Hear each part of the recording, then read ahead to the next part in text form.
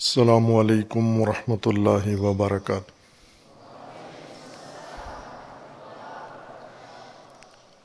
اعوذ باللہ من الشیطان الرجیم، بسم اللہ الرحمن الرحیم۔ الحمد للہ والصلاة والسلام علی رسول اللہ وآلہ آل اللہ، واللعنۃ الدائمۃ علی اعدائہم اعداء اللہ من یوم عداوتہم الی یوم لقاء اللہ۔ عباد اللہ اوصیکم ونفسی بتقوی اللہ، اتقوا اللہ فإن خیر الزاد التقوی۔ بندگان خدا، آپ سب کو اور اپنے نفس کو تقوی الہی کی وصیت کرتا ہوں، تقوی الہی کی نصیحت کرتا ہوں، تقوی الہی کی جانب دعوت دیتا ہوں و تاکید کرتا ہوں کہ اپنی زندگی تقوی کے مطابق بسر کریں، تقوی کے زیر سایہ زندگی گزاریں، تقوی کی بنیاد پر نظام زندگی قائم کریں۔ تقوی اللہ تبارک و تعالیٰ کی جانب سے انسانی زندگی کی حفاظت کی تدبیر ہے۔ جس طرح اللہ تبارک و تعالیٰ نے انسانی حیات کی ہدایت کی تدبیر کی ہے، اسی طرح اس کی حفاظت کی بھی تدبیر فرمائی ہے۔ لیکن ہدایت و حفاظت ہر دو اللہ کی طرف سے مقرر ہیں، مدون ہیں، لیکن اس کو اپنی زندگی پر انسان نے نافذ کرنا ہے۔ اس کی تشریح قرآن کریم میں ہدایت و حفاظت یعنی دین و تقوی ہر دو قرآن میں بیان کر دیے ہیں، کھول کے واضح صورت میں، مبین و مبین صورت میں، اور رسول اللہ صلی اللہ علیہ وآلہ وسلم نے اسے نافذ بھی کیا ہے، تبلیغ بھی کیا ہے، اس کی تعلیم و تشریح بھی کی ہے۔ اور اسی طرح ائمہ اہل البیت علیہم السلام نے نظام ہدایت و نظام حفاظت ہر دو کی تبیین، تعلیم بھی فرمائی ہے اور اس کے نفاذ کا بھی طریقہ بیان فرمایا ہے۔ انسانی حیات کا بہت اہم بنیادی مرکزی دھارا انسان کی اجتماعی زندگی ہے، جو اللہ تبارک و تعالیٰ نے انسان کے لیے مقرر فرمائی ہے۔ اور انسان اگر اللہ کی ہدایت کے مطابق نہ بھی زندگی گزار رہا ہو تو بھی اجتماعی زندگی خود اختیار کر لیتا ہے۔ ہرچند یہ بات علماء میں قدیم سے رہی ہے کہ آیا اجتماعیت انسان کی فطرت میں ہے یا انسان بیرونی عوامل کے دباؤ میں اجتماعیت اختیار کرتا ہے۔ ہر دو صورتوں میں نتیجے میں کوئی فرق نہیں ہوتا۔ نتیجہ یہ ہے کہ باہر کیف انسان اندرونی طور پر فطری تقاضے کے مطابق اجتماعیت پر مائل ہو یا مجبور ہو، یا بیرونی دباؤ کی وجہ سے اجتماعیت پر مجبور ہو، ہر دو صورتوں میں انسان کی زندگی اجتماعی ہی ہوگی، برخلاف غیر انسان کے علاوہ دیگر مخلوقات کے، کہ نہ ان کے اندر کوئی تقاضا ہے اجتماعیت کا اور نہ باہر سے ان پر کوئی دباؤ ہے کہ وہ اجتماعی زندگی گزاریں۔ اجتماعیت سے مراد اکٹھے رہنا نہیں ہے، سماج تشکیل دینا، معاشرہ تشکیل دینا، سوسائٹی تشکیل دینا اور ایک رابطہ و ترابط قائم کرنا، اور اس کے نتیجے میں ایک باہمی زندگی گزارنا۔ جیسے انسانی بدن ہے، انسانی بدن مشتمل ہے اعضاء و جوارح پر، لیکن یہ اعضاء و جوارح آپس میں ایک خاص ترکیب رکھتے ہیں اور الگ الگ ہر عضو اپنی حیات رکھتا ہے، اپنی بقا رکھتا ہے، لیکن زندہ رہنے میں نمو میں یہ بدن کی حیات کا محتاج ہے، اور بدن کی حیات، جسم کی حیات اجتماعی حیات ہے، اس کے اندر عضو کی حیات بھی رکھی گئی ہے اور اس کو جوڑا گیا ہے اجتماعی حیات کے ساتھ۔ مثال بھی رسول اللہ صلی اللہ علیہ وآلہ وسلم نے اجتماعی زندگی کی یہی دی ہے کہ مانند جسد و جسم میں انسان ہے، اور ترکیب بھی اجتماع کی ویسے ہی ہے جیسے انسانی جسم کی ترکیب ہے۔ اس اجتماعیت کو بنیاد قرار دیا گیا ہے حیات کے لیے بھی، ہدایت کے لیے بھی، اور حفاظت کے لیے۔ یعنی جب حیات کی تشکیل کا مرحلہ ہوگا تو اجتماعی حیات بنیادی حیثیت رکھتی ہے، اور جب دین نازل ہوگا اور دین پھیلے گا، دین نافذ ہوگا، ہدایت انسان، تو اجتماعی ہدایت مرکزی حیثیت رکھتی ہے نظام کی صورت میں۔ اور اسی طرح حفاظت بھی انسانی حیات کی اسی مرکزی دھارے کے ذریعے سے ممکن ہے کہ اگر انسانی سماج، انسانی اجتماع محفوظ ہوگا، اس کے اندر فرد بھی محفوظ ہوگا اور اس حیات کے دیگر شعبے بھی محفوظ ہوں گے۔ اس کو بھی تقویٰ کہا ہے، اور تقویٰ امت ہے۔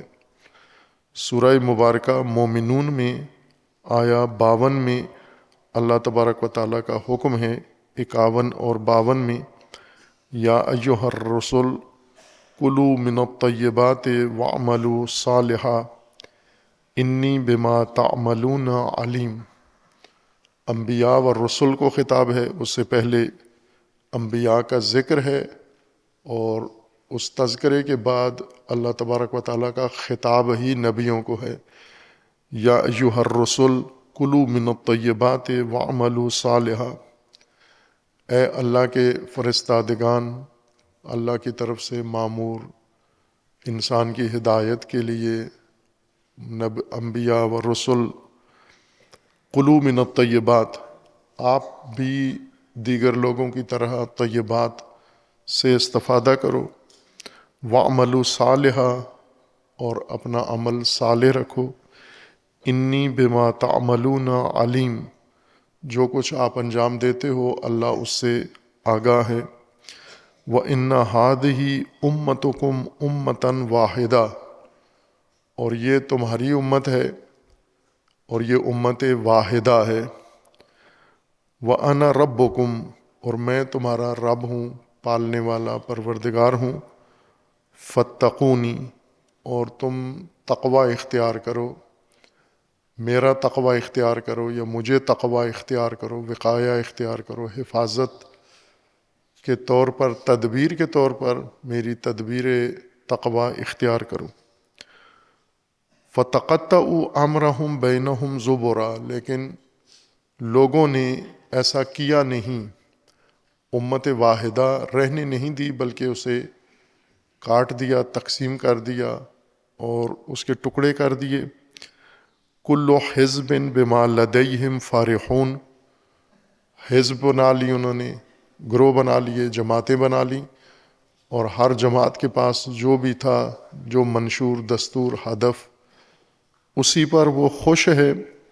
فَذَرْهُمْ فِي غَمْرَتِهِمْ حَتَّىٰ حِینٍ، اور پھر حکم ہے کہ آپ ان کو اسی دلدل میں، گمراہی میں غرق، ڈوبنے دیں اس وقت مقرر تک جو اللہ تبارک و تعالیٰ نے ان کے لیے مقرر فرمایا ہے۔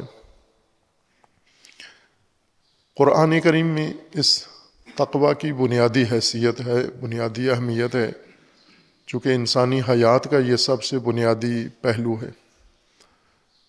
اس کی حفاظت اس وقت ہے کہ جب یہ قائم ہو جائے، یہ نظام، امت قائم ہو جائے، وجود میں آ جائے، اور پھر اس وجود امت کو محفوظ رکھنا ہے۔ پہلا مرحلہ امت کی تشکیل ہے۔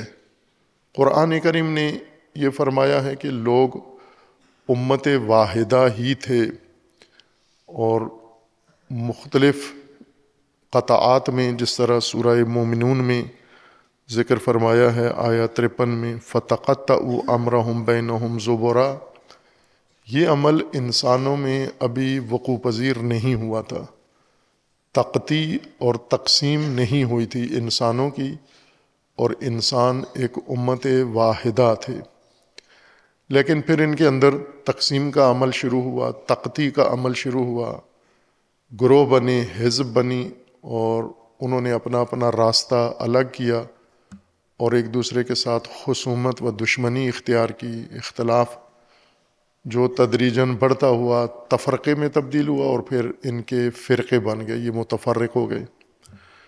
سورہ مبارکہ بقرہ میں اللہ تبارک و تعالیٰ نے انسانوں کی اس اجتماعیت اور اس اساس کو ذکر کیا ہے کہ آج جو شکل آپ دیکھ رہے ہو یہ اصل انسانی بنیاد یہ نہیں تھی۔ سورہ مبارکہ بقرہ آیا 213 میں اللہ تبارک و تعالیٰ کا فرمانا ہے کان الناس امتاً واحدہ، لوگ امت واحدہ تھے، فبعث اللہ النبیین مبشرین و منذرین، تب اللہ تبارک و تعالیٰ نے انبیاء مبعوث فرمائے مبشر و منذر کی حیثیت سے، وَأَنزَلَ مَعَهُمُ الْكِتَابَ بِالْحَقِّ، اور انبیاء کے ہاتھ، انبیاء کے ہمراہ اللہ تبارک و تعالیٰ نے کتاب بھی نازل فرمائی حق کے ساتھ، لِيَحْكُمَ بَيْنَ النَّاسِ فِي مَا اخْتَلَفُوا فِيهِ، تاکہ انبیاء اختلافی موارد میں کتاب کے مطابق حکم کریں، فیصلے کریں، اور جس چیز میں ان کا اختلاف ہوا ہے اس اختلاف کو برطرف کریں۔ وَمَا اخْتَلَفَ فِيهِ إِلَّا الَّذِينَ أُوتُوهُ مِن بَعْدِ مَا جَاءَتْهُمُ الْبَيِّنَاتُ بَاغِيًا بَيْنَهُمْ، لوگ امت واحدہ تھے، پھر اللہ نے انبیاء مبعوث کیے تاکہ لوگوں کو اختلافی موارد میں فیصلے کریں اور اختلاف برطرف کریں ان کا۔ لیکن یہ اختلاف کیا کس نے اور کیوں کیا؟ وَمَا اخْتَلَفَ فِيهِ إِلَّا الَّذِينَ أُوتُوهُ مِن بَعْدِ مَا جَاءَتْهُمُ الْبَيِّنَاتُ بَاغِيًا بَيْنَهُمْ، یہ اختلاف ان لوگوں نے کیا کہ جنہیں کتاب دی گئی تھی، جن کی طرف کتاب بھیجی گئی تھی، نازل کی گئی تھی، لیکن انہوں نے اس کے باوجود، کتاب موجود تھی اور اس کے اندر بینات تھے، واضحات اور روشن تعلیمات تھیں، لیکن پھر بھی انہوں نے اس میں اختلاف کیا، باغیاً بینہم، باغیاً اختلاف کیا، ان کے اندر باغی پیدا ہوئی اور باغی نے ان کے اندر سرایت کیا، جنم لیا، جس کے نتیجے میں انہوں نے بینات اور کتاب کے ہوتے ہوئے اختلاف کیا۔ فَهَدَى اللَّهُ الَّذِينَ آمَنُوا لِمَا اخْتَلَفُوا فِيهِ مِنَ الْحَقِّ بِإِذْنِهِ، اس اختلاف کے بعد اللہ تبارک و تعالیٰ نے انبیاء نازل کیے اور ان میں کتاب نازل کی، اس کتاب میں بھی لوگوں نے اختلاف کیا باوجود بینات کے، لیکن جو مومن تھے انہیں اللہ تبارک و تعالیٰ نے ہدایت کی ہے انہی موارد میں جہاں پر اختلاف تھا، جہاں لوگ الجھے ہوئے تھے، اسی میں اللہ نے مومنین کی ہدایت کر دی۔ واللہ یہدی من یشاء الی صراط مستقیم، اور اللہ جسے چاہتا ہے صراط مستقیم کی ہدایت کر دیتا ہے۔ یہ آیہ کریمہ اسی بنیاد کو ذکر کر رہی ہے کہ لوگ امت واحدہ تھے، اپنی اساس میں، بنیاد میں، اصالت میں امت واحدہ تھے۔ امت کا معنی کیا ہے؟ امت لفظ سے نکلا ہے، اور اس بنیاد کو، اساس کو کہتے ہیں، مرکزیت کو کہتے ہیں، جس کی طرف باقی ساری چیزیں لوٹتی ہیں، پلٹتی ہیں اور اس کے گرد جمع ہوتی ہیں، اس کو کہتے ہیں۔ اور امت اس جمعیت کو کہتے ہیں جو ایک مقصد، ایک راستے اور ایک ہدف پر اکٹھے ہو جائیں، ایک دین پر، مکتب پر، نظریے پر اور ایک آئیڈیالوجی پر اکٹھے ہو جائیں، اسے امت کہا جاتا ہے، وہ جمعیت امت کہلاتی ہے۔ اور امام اس جمعیت کا پیشوا، مرکز، جس کے گرد انہوں نے اکٹھا ہونا ہے اور جس نے ان کو اکٹھا رکھنا ہے، ملا کے رکھنا ہے، وہ امام ہے۔ اللہ تبارک و تعالیٰ نے فرمایا کہ لوگ امت واحدہ تھے، یعنی لوگ ایک مقصد اور ایک راہ پر اکٹھے تھے، ایک مرکز کے گرد اکٹھے تھے لوگ۔ پھر اللہ تبارک و تعالیٰ نے انبیاء مبعوث فرمائے۔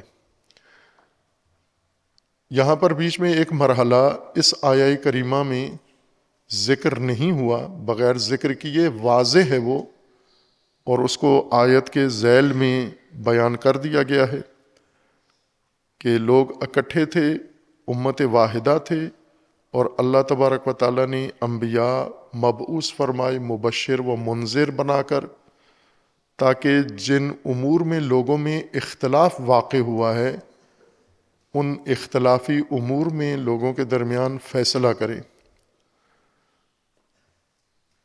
انبیاء کی بعثت کا مقصد امت کی، یعنی انسانیت کی وحدت اور انسانیت کو امت بنانا اور امت کا وجود قائم رکھنا تھا۔ چونکہ لوگ امت تھے، اختلاف ہوا، اس اختلاف کو ختم کرنے کے لیے اور اختلافات میں فیصلہ کرنے کے لیے اللہ تبارک و تعالیٰ نے انبیاء کو مبعوث فرمایا۔ یہ مضمون سورہ یونس میں زیادہ کھول کے یہی مطلب پھر بیان کر دیا گیا ہے۔ وہ حصہ جو سورہ بقرہ میں واضح ہونے کی وجہ سے ذکر نہیں کیا گیا، سورہ یونس میں اسے وضاحت کے ساتھ بیان کر دیا گیا ہے۔ سورہ مبارکہ یونس میں آیا 19 میں اللہ تبارک و تعالیٰ کا فرمان ہے، وَمَا كَانَ النَّاسُ إِلَّا أُمَّةً وَاحِدَةً۔ سورہ یونس آیا 19 میں وَمَا كَانَ النَّاسُ إِلَّا أُمَّةً وَاحِدَةً، لوگ امت واحدہ تھے، یا لفظی ترجمے کے مطابق لوگ نہیں تھے مگر امت واحدہ، یعنی ہر دور میں لوگ امت واحدہ ہی تھے، کوئی دور ایسا نہیں گزرا، ماکان نفی کی گئی ہے ایسے دور کی کہ جس میں لوگ امت واحدہ نہ ہوں۔ امت واحدہ تھے، لیکن یہ امت واحدہ میں فاختلفوا، ان میں اختلاف پیدا ہوا۔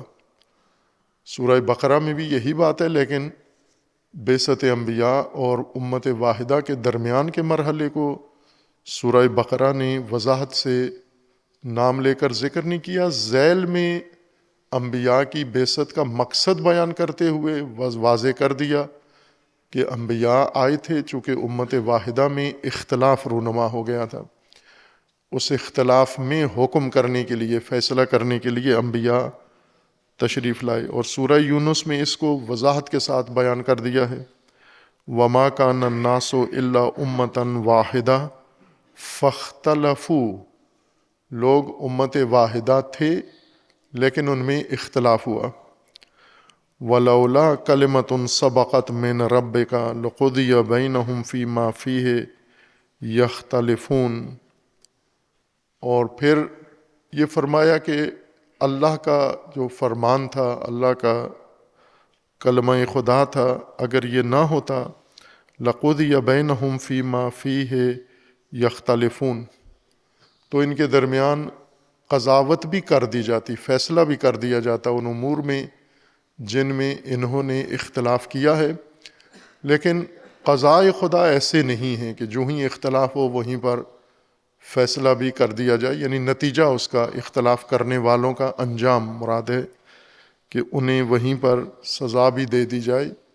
قانون خدا یہ ہے کہ اس کو ایک اور مرحلے کے لیے چھوڑ دیا گیا ہے، جو امت شکنی کریں گے، امت میں اختلاف ڈالیں گے، ان کے متعلق فیصلہ بعد میں آئے گا۔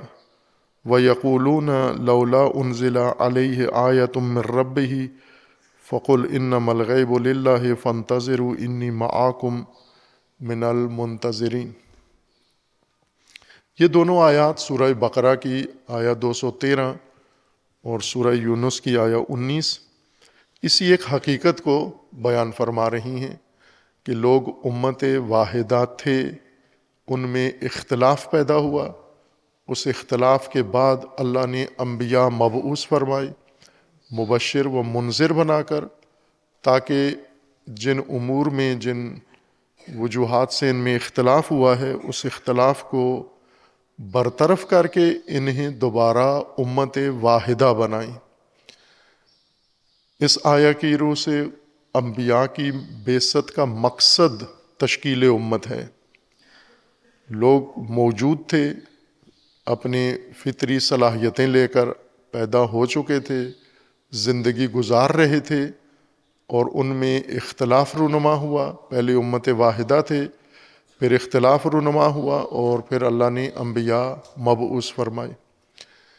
اس کو تاریخی لحاظ سے بھی بعض علماء نے قرآن کی آیات کی روشنی میں اور حوالوں سے تاریخ بھی بیان کی ہے کہ جب سے انسان زمین پر آیا ہے اور اس وقت سے اللہ تبارک و تعالیٰ کی طرف سے ان کے لیے رہنمائی تھی، لیکن باقاعدہ شریعت اور باقاعدہ مدون نظام ان کے لیے حضرت نوح علیہ السلام سے شروع ہوا۔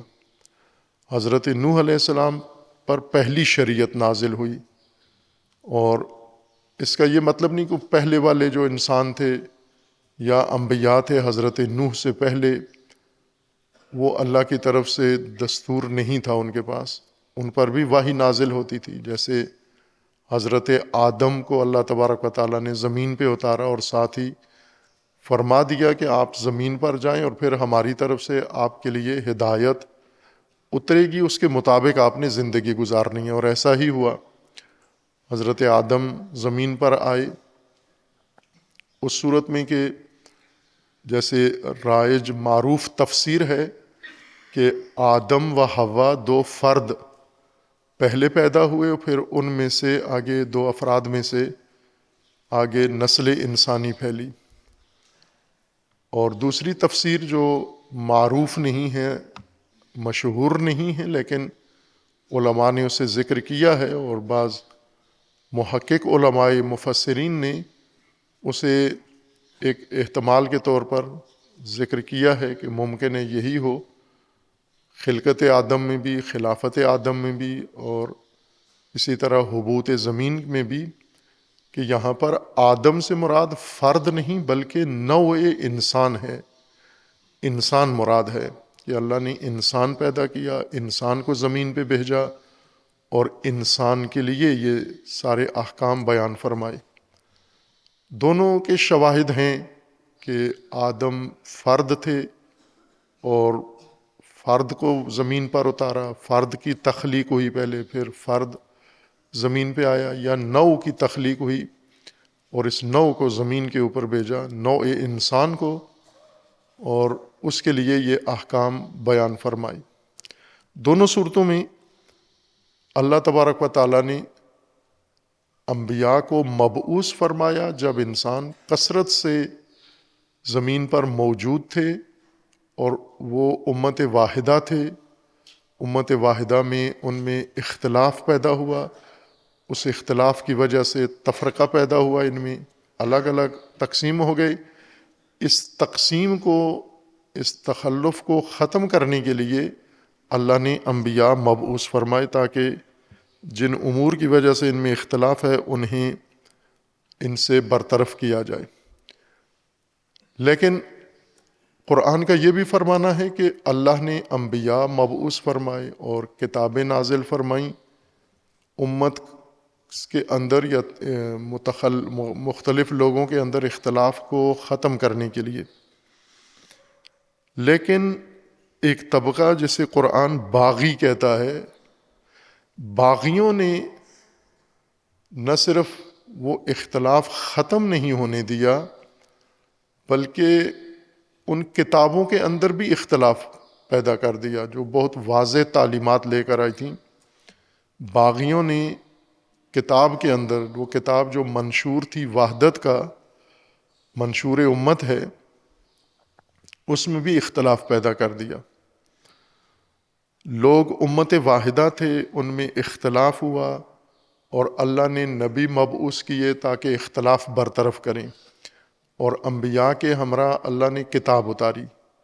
بس کتاب کا مقصد اختلاف برطرف کرنا اور امت تشکیل دینا تھا۔ اسی مطلب کو اگر الگ الگ کریں اور ان سے ہم جملے بنائیں، ابھی تو قرآن کے اندر جو آیہ کریمہ ہیں اس کا اسلوب ہدایت کا اسلوب ہے، ہم ہدایت کے اسلوب کو علمی اسلوب میں تبدیل کریں جیسا کہ کرتے ہیں علماء۔ جیسے احکام شرعیہ جو قرآن کی ہدایت کی زبان میں موجود ہیں، علماء نے، فقہ کے علماء نے ان کو فقہی زبان میں بدل دیا ہے۔ قرآن میں اس زبان میں احکام بیان نہیں ہوئے۔ قرآن میں جیسے روزے کا حکم بیان ہوا ہے، یا ایھا الذین آمنوا کتب علیکم الصیام، اس کتب علیکم الصیام کو فقہا نے فقہی جملے اور فقہی زبان میں بدل دیا ہے۔ فقہی زبان علیحدہ ہے اور ہدایت کی قرآن کی زبان علیحدہ ہے۔ اسی طرح قرآن کریم میں جیسے کائنات کی تشریح کی گئی ہے، زمین و آسمان کی خلقت اور ان کی تفصیلات اور ان کے اندر موجود قوانین، اور علماء فلسفہ نے ان قرآنی جملوں کو، کائنات کی تشریح کو فلسفی زبان میں تبدیل کر دیا ہے، خلقت ارض و سماوات کو اور مرحلہ خلقت کو۔ اسی طرح قرآن کریم کی جو ہدایت ہے، ہدایت کی زبان ہے، اس ہدایت کی زبان کو علماء منطق نے علم منطق کے مطابق جملات میں اس کو تبدیل کر دیا ہے، وضاحت کے لیے، تصریح کے لیے۔ چونکہ علوم جیسے ہمارا نصاب ہے کہ ہم پہلے علوم پڑھتے ہیں پھر قرآن کی طرف آتے ہیں، اور علوم نے ان جملات کو یا ان قضایا کو ہمیں واضح کر کے بیان کیا ہے۔ علم منطق نے خصوصاً جو عام بول چال کی گفتگو کا طریقہ انسان کو سکھاتا ہے، علم منطق فطری طور پر سارے انسان بول چال جانتے ہیں، لیکن ہم عموماً بول چال میں غلطی کر جاتے ہیں، مطالب کی ادائیگی میں، جملہ بندی میں، اور ان جملات سے نتیجے لینے میں اشتباہ کرتے ہیں، غلطی کرتے ہیں۔ علم منطق کا کام یہ ہے کہ اس کو صحیح ترتیب بیان کرے کہ آپ عام بول چال میں، روزمرہ کی گفتگو میں، جیسے ایک دکاندار ہے اور گاہک ہے، تو یہ آپس کی گفتگو کر رہے ہیں، فلسفہ و منطق کی نہیں، لین دین کی گفتگو کر رہے ہیں۔ راشن ایک بیچ رہا ہے، ایک خرید رہا ہے، ایک کپڑا بیچ رہا ہے، ایک خرید رہا ہے، اور یہی لین دین کی جو گفتگو کر رہے ہیں آپس میں، یہ گفتگو ایک تو کاروباری لحاظ سے ہے، جو علم اقتصاد اس کی وضاحت کرتا ہے کہ لین دین کے اصول اور لین دین کے قواعد و ضوابط تجارت کے کیا ہیں۔ اور جب بھی کوئی ایک فریق اس کے خلاف بات کرتا ہے، طے شدہ تجارتی یا لین دین کے قواعد و ضوابط سے ہٹ کر کوئی گاہک اس سے ہٹ کر بات کرے، تو دکاندار فوراً اس کو پکڑ لیتا ہے کہ آپ ضابطے کے خلاف بات کر رہے ہیں، اور دکاندار اگر اس طے شدہ قانون تجارت سے ہٹ کر بات کرے تو گاہک اس کو پکڑ لیتا ہے، چونکہ دونوں کو عرفی طور پر دونوں کو قوانین کا پتہ ہے کہ لین دین کے اور تجارت کے قوانین کیا ہیں۔ لیکن انہی تجارتی گفتگو کو یا لین دین کی گفتگو کو جب یہ ادا کر رہے ہوتے ہیں، بعض اوقات اس کے اندر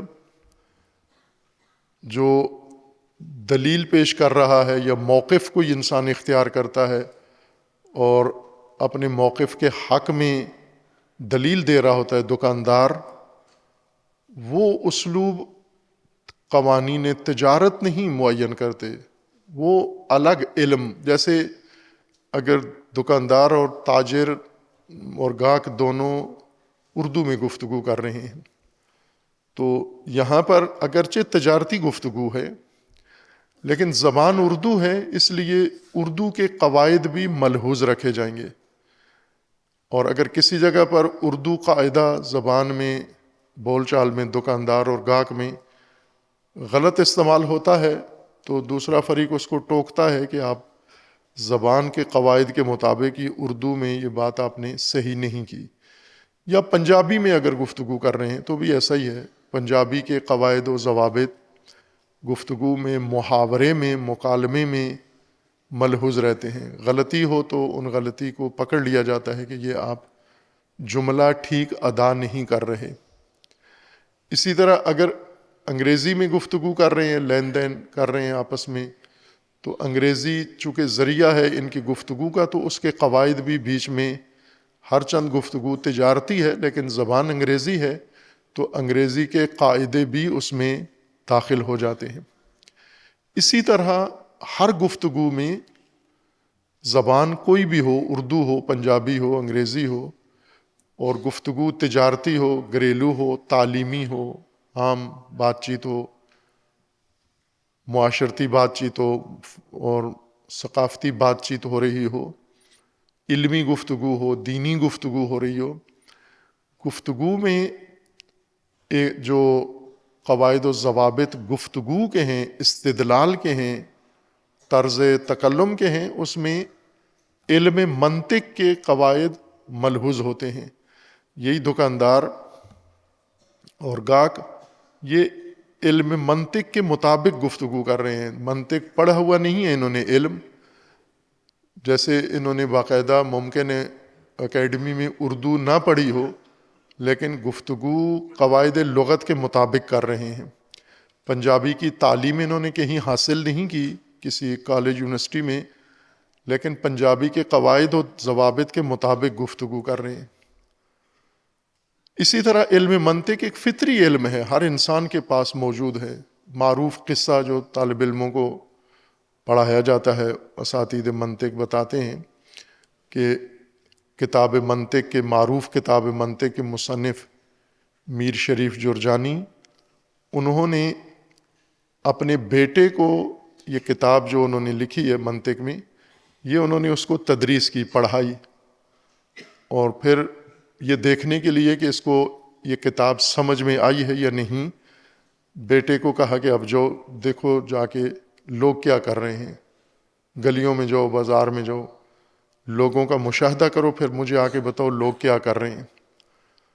تو بیٹا گیا، جا کے اس نے گردش کی، راؤنڈ لگایا، اور واپس آ کے باپ نے پوچھا کیا دیکھا، لوگ کیا کر رہے ہیں؟ تو ان کا معمول کے کام کر رہے ہیں، آ رہے ہیں، جا رہے ہیں، خرید رہے ہیں، بیچ رہے ہیں۔ تو انہوں نے کہا کہ اس کو کتاب سمجھ میں نہیں آئی، دوبارہ پڑھایا، ایک دورہ اور اس منطق کی کتاب کو پڑھا کر چند مہینے، اور پھر اس کا امتحان لیا۔ امتحان پیپر نہیں بنایا کہ آپ اتنے سوالوں کے جواب دو، بلکہ پھر اسے بھیجا جو دیکھو جا کے لوگ کیا کر رہے ہیں گلی کوچے میں۔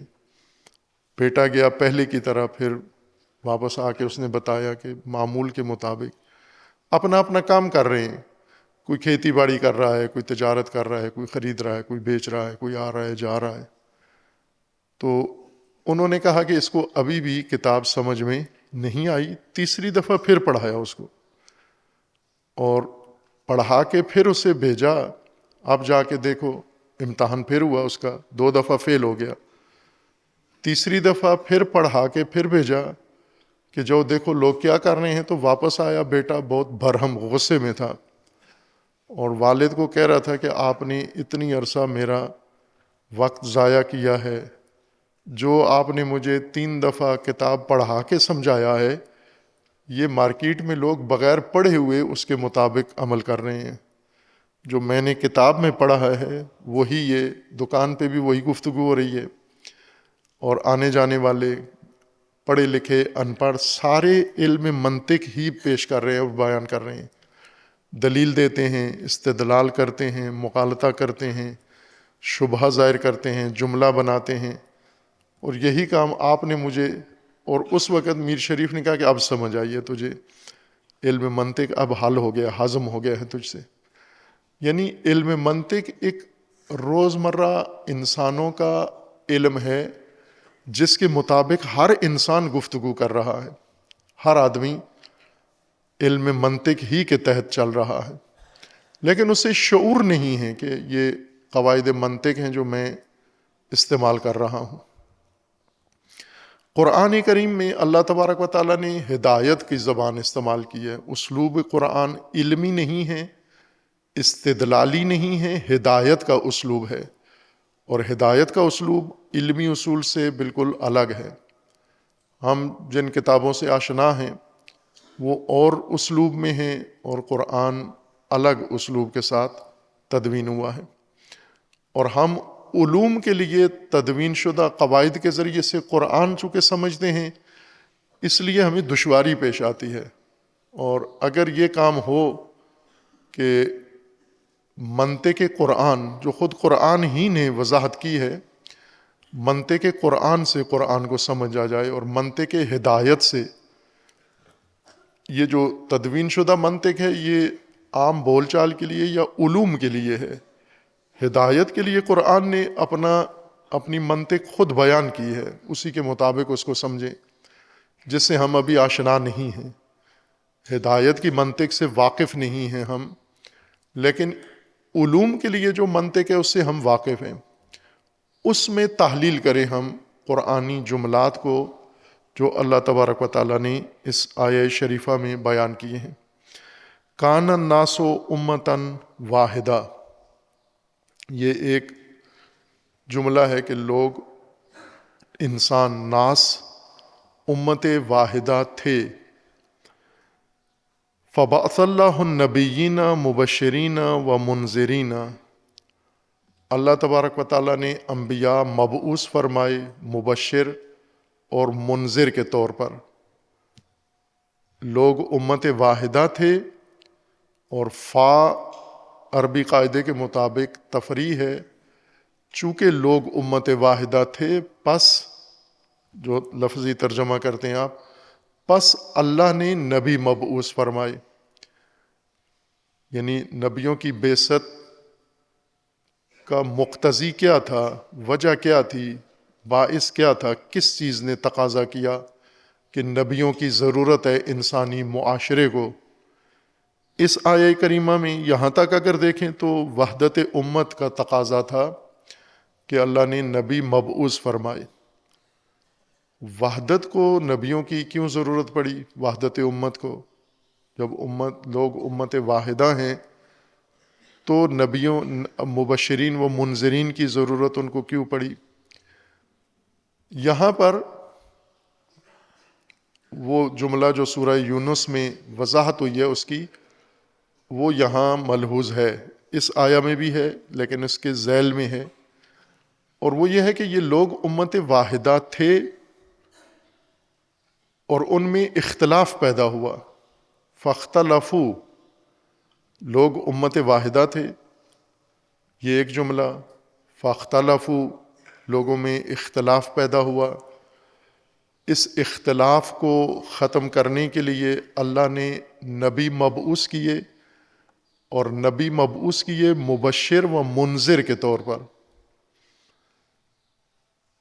کہ امت کی وحدت اختلاف کے نتیجے میں ختم ہوئی، اور اس اختلاف کو جو امت کی وحدت جس نے کر دی تھی، اختلاف کو ختم کرنے کے لیے انبیاء مبعوث ہوئے. لیکن یہ انبیاء مبعوث ہوئے مبشر اور منذر کے عنوان سے، مبشر و منذر کی حیثیت سے. مبشر و منذر انبیاء کے عہدے ہیں، انبیاء کا منصب ہے، بلکہ صحیح تعبیر کے مطابق یہ انبیاء کی ذمہ داریاں ہیں. یہ وہ عہدہ ہے جس عہدے میں ساتھ ذمہ داری بھی مشخص کر دی گئی ہے، مبشر اور منذر. ہم اسے عموماً ڈرانے والے اور بشارتیں دینے والا ترجمہ کرتے ہیں، جو دقیق ترجمہ نہیں ہے، سرسری سطحی ترجمہ ہے، بشارتیں دینے والے اور ڈرانے والے. مبشر کہتے ہیں جو مایوس انسان کو، مرجائے ہوئے انسان کو، پجمردہ انسان کو ایسی خبر دے یا ایسا راستہ دکھائے جس سے اس کی مایوسی، افسردگی، مرجاہٹ ختم ہو جائے اور اس کے چہرے پہ خوشی آ جائے، خوشحالی آ جائے، رونق آ جائے. نا امید انسان کو امید جب پیدا ہوتی ہے تو اس کے چہرے کے اوپر ایک کھلکھلاہٹ پیدا ہوتی ہے، تبسم پیدا ہوتا ہے، بشاشت پیدا ہوتی ہے اس کے چہرے کے اوپر.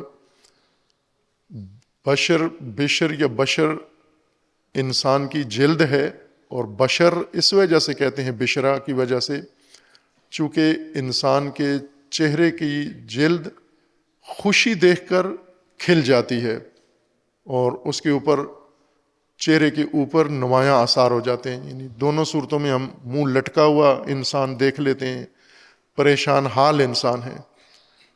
کئی لوگ ہیں اپنی مختلف وجوہات سے، پیسے نہیں ہیں، روزگار نہیں ہیں، گھریلو ضرورتیں پوری نہیں ہیں، بیماری ہے، علاج معالجہ نہیں ہے، اور اس طرح کے ان کے اندر وجوہات باعث بنتی ہیں کہ ان میں مرجاہٹ پیدا ہو جاتی ہے. جب انہیں مایوس انسان، نا امید انسان کو کوئی امید دلا دے کہ یہ آپ کی مشکل حل ہو سکتی ہے، پریشانی دور ہو سکتی ہے، تو چہرے کی رنگت، چہرے کے خد و خال، چہرے کے تیور فوراً بدل جاتے ہیں.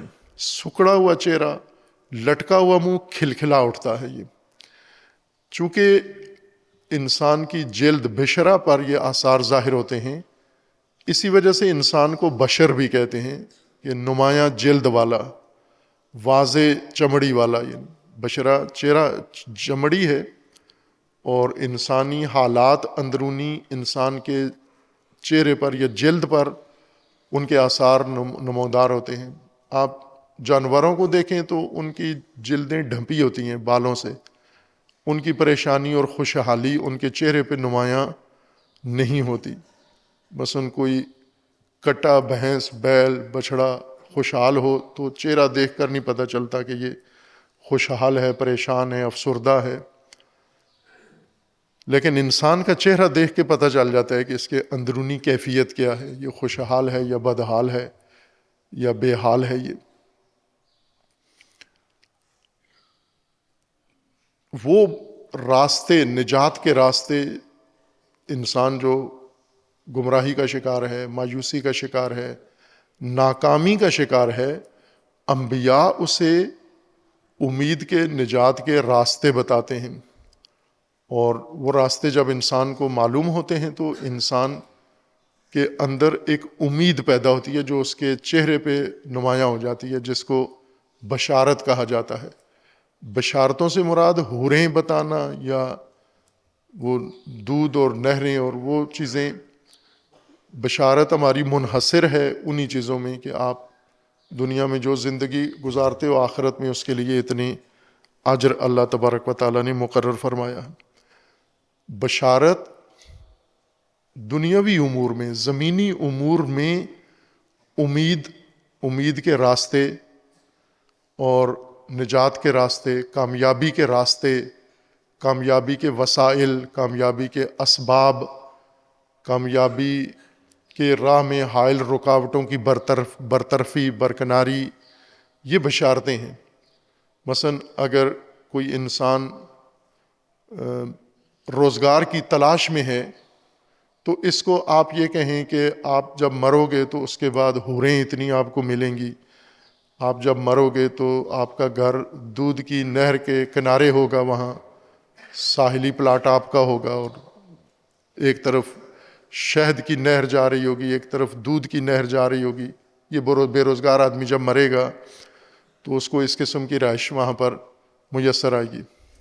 پھر اس کے چہرے کو دیکھو کہ یہ بشارتیں دے کر آپ اس کا چہرہ دیکھو کہ کیا آثار اس کے اوپر پیدا ہوئے. وہ اور زیادہ مایوس ہوگا کہ میرے پاس کھانے کے لیے نہیں ہے، روزگار نہیں ہے، گھریلو ضرورتیں پوری نہیں ہیں، اور آپ مجھے موت کے بعد کے لیے بتا رہے ہو کہ وہاں پر آپ کے لیے حوریں اور قصورات وہاں پر ہوں گے.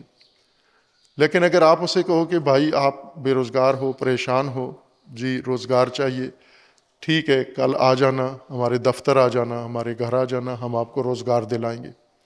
پھر اس کا چہرہ دیکھو آپ، یہ دونوں تجربہ کر لیں. بے روزگار کو حوروں کا وعدہ دیں اور بے روزگار کو نوکری کا وعدہ دیں، پھر اس کے چہرے کے آثار دیکھیں تو بشارت وہ ہوگی، وہ چیز جس نے اس کے جلد کو کھلکھلا دیا ہے، کھلکھلاہٹ کا باعث جو چیز بنی ہے. تو جب انسان زمین پہ زندگی گزار رہا ہے، مشکلات زمینی میں گرفتار ہے، تو بشارتیں زمینی چاہیے اس کو، زمینی چیزیں بشارت ہیں اس کے لیے، تاکہ یہاں کی مشکلات اس کی حل ہوں، مایوسیاں دور ہوں، ناکامیاں برطرف ہوں، کمی کسری اس کی برطرف ہو. یہاں پر انبیاء کرام علیہ السلام جب آئے، لوگ امت واحدہ تھے لیکن اختلاف ہو گیا. انبیاء اختلاف برطرف کرنے کے لیے مبشر و منذر کی ضرورت ہے. اختلاف جب امت تقسیم ہو جائے تو اب کس کی ضرورت ہے؟ تقسیم شدہ امت میں، ٹکڑے ٹکڑے کی ہوئی امت میں کس کی ضرورت ہے؟ مبشر و منذر کی ضرورت ہے.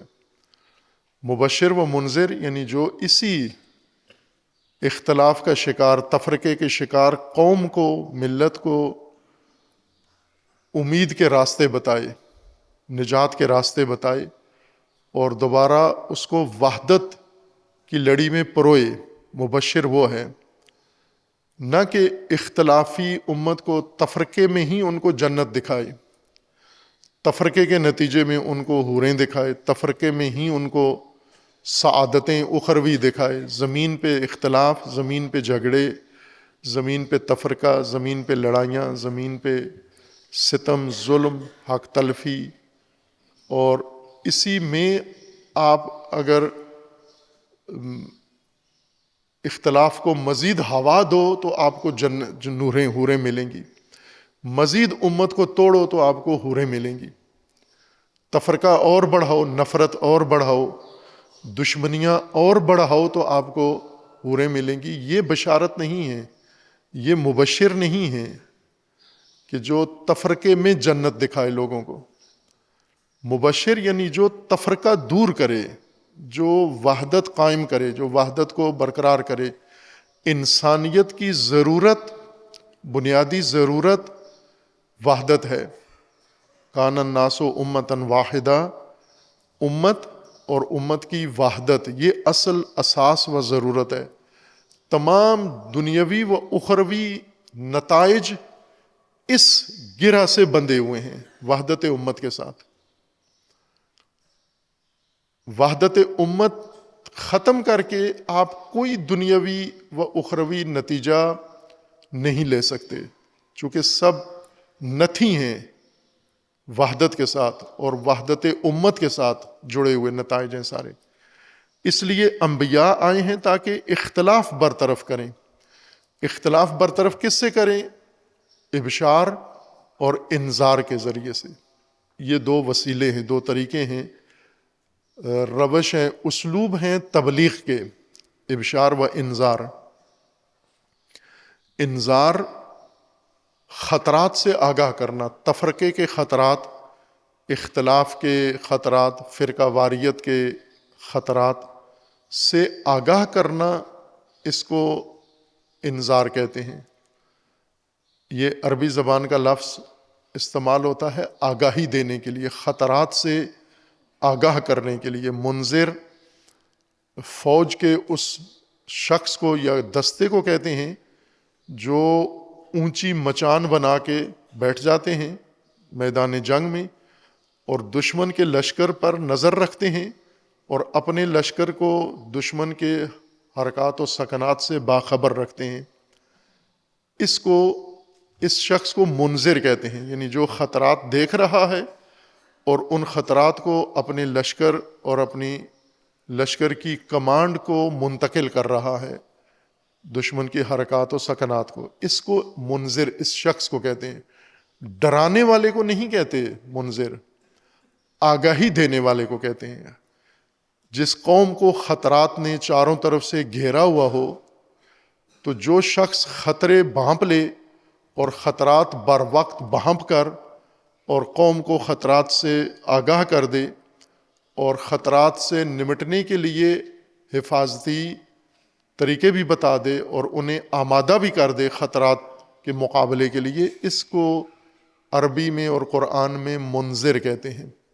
خطرات میں گھری ہوئی قوم، تفرقے میں غرق قوم، اختلافات کا شکار قوم، اس کو مبشر و منذر کی ضرورت ہے۔ ابشار یعنی اسی قوم کو نجات کی راہیں دکھانا، نجات کی راہوں پر چلانا، اور نجات کا راستہ وہی وحدت ہے۔